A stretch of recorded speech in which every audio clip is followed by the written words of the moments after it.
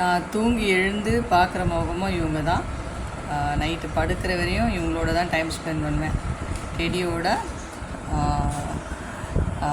டியோன்னு மேலே சன்னிலிவன் இருக்காங்க. ஸோ இவங்க குட்டியாக முடியே இல்லாமல் வாங்கிட்டு வந்தோம், நல்லா வளர்த்தோம், ரொம்ப ஹாப்பியாக இருந்துச்சு.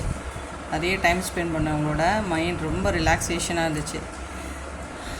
இந்த ஒவ்வொரு கலரும் வரும்போது அவ்வளோ என்ஜாய் பண்ணோம். ஆரஞ்சு வருது, எல்லோ கலரில் வருது, க்ரீனு, இங்கே பாருங்கள் பீகாக் க்ரீன் கலரில் இதோட ஃபெதர், அப்போ க்ரீனு எல்லாமே இதோட ஒவ்வொரு முடியும் வரும்போது அது உடம்பை பிச்சுக்கும். அவ்வளோ கஷ்டப்பட்டு அந்த முடியெல்லாம் வளர்த்து வெளியே வந்துச்சு. ரொம்ப ரசித்து பார்த்தோம். இது ஒரு நார்மல் பேர்டாக இருந்தால் கூட பார்த்திங்கன்னா படுன்னு சொன்னால் படுக்கும், ஓப்பன் பண்ணுன்னு சொன்னால் ட்ரை பண்ணி ஓப்பன் பண்ணோம். இந்த வீடியோலாம் நான் போட்டிருக்கேன். இது ஒரு சிம்பிள் வீடியோ தான், ஆனால் நான் சொல்கிறது எல்லாமே கேட்டு அது ஓப்பன் பண்ணோம். படுன்னு சொன்னால் படுக்கும், தலைக்கீழே வச்சு படுனா படுக்கும். அவ்வளோ ரெஸ்பான்ஸு. மேலே ஏறி வச்சு என் மேலேயே படுத்து விளையாடும். சின்ன குழந்தைங்க எப்படி நம்ம அம்மா வரலன்னா எப்படி அடம் பிடிக்குமோ அந்த மாதிரி அடம் பிடிச்சி மேலேயே ஏறி உட்காந்து விளையாடும். இன்றைக்கி காலையில் எழுந்த உடனே போய் இவங்களை பார்க்குற வேலை தான்.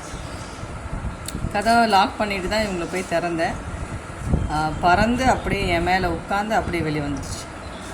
வெளியே வந்து சின்னவ தூங்கிட்டு இருந்தா. ஃபேனு நானும் எவ்வளோ ட்ரை பண்ணேன், ஃபேன் ஆஃப் பண்ணிட்டேன்.